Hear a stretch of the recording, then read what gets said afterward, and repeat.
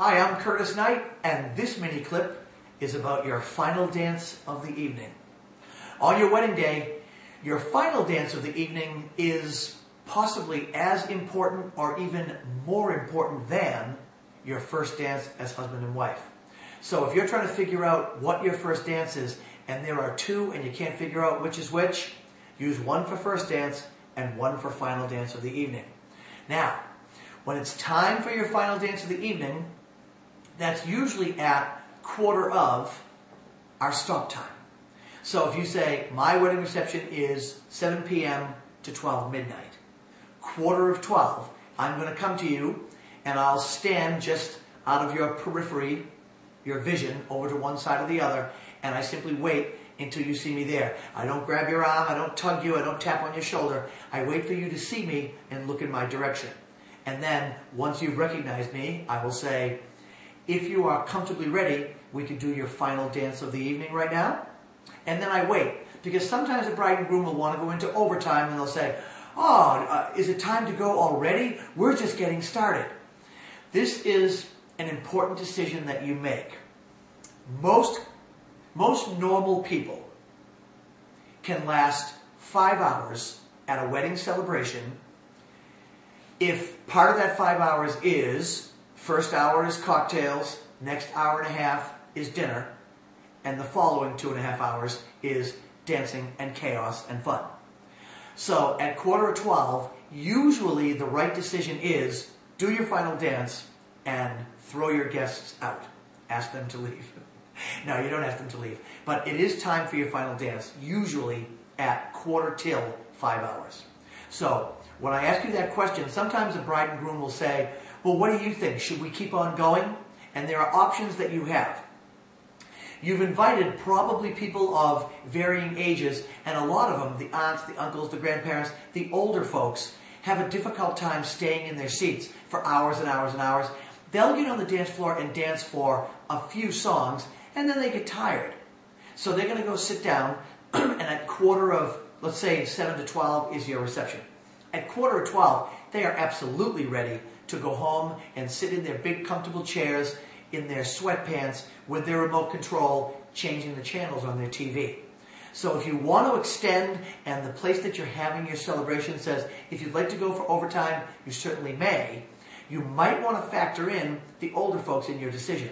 So one of the ways you can do your final dance of the evening, and this is what I propose to brides and grooms, if they say, we'd like you to keep going, how much for another hour? I'll say, I'm happy to keep on going. I want to give you some options to consider. Right now, we can do your make-believe final dance of the evening so that the people that are tired can leave now without feeling guilty that they left before your celebration was over. So I will announce, right now, it's time for Mr. and Mrs. Smith to have their final dance of the evening and officially begin their new journey as husband and wife. Before we have that dance, I've been asked on behalf of our bride and groom to say to you, if you are so tired, so pooped, so spent, because this has been the greatest celebration ever, the food just tasted so good, the drinks were so good, the dancing, the excitement, the comedy has been so wonderful that you just can't last any longer. We understand, we love you, thank you for being part of our celebration, safe drive home. For the rest of you, at the end of this dance, Club Smith is open for business. And now, here they are for their final dance of the evening, kind of, and they officially begin their new magical adventure as husband and wife, Mr. and Mrs. John and Mary Smith. So you begin your final dance of the evening. Another part of the setup is, when it's time for that announcement, I will say, right now it's time for Mr. and Mrs. Smith to officially begin their new journey as husband and wife. Could we ask you all to please join us around the edges of our dance floor? Everyone make a human circle of love around the edges of our dance floor as John and Mary prepare for their journey. Everyone, please. And once again, as I said in my earlier mini clips, you have to repeat everything over and over when you're a professional MC if you want your audience to comply. Everyone is getting up out of their seats now, and everyone is coming to the edges of our dance floor, and you're all creating a human circle of love, shoulder to shoulder, left to right. It takes me 30 to 45 seconds to get 90% of the people onto the dance floor and in a kind of a ragtag, loosey-goosey, shoulder-to-shoulder, left-to-right line. And now bride and groom are in the center of the dance floor and you're ready for your most exciting dance of the evening. And then I say, here they are, husband and wife, John and Mary. And the music begins to play and you dance your final dance of the evening. When there's about 30 seconds left of your final dance, if it's appropriate, I'll say, right now, could we all bring the circle a little closer? Everybody, a little closer to the center. And your friends and family will begin to move closer towards you.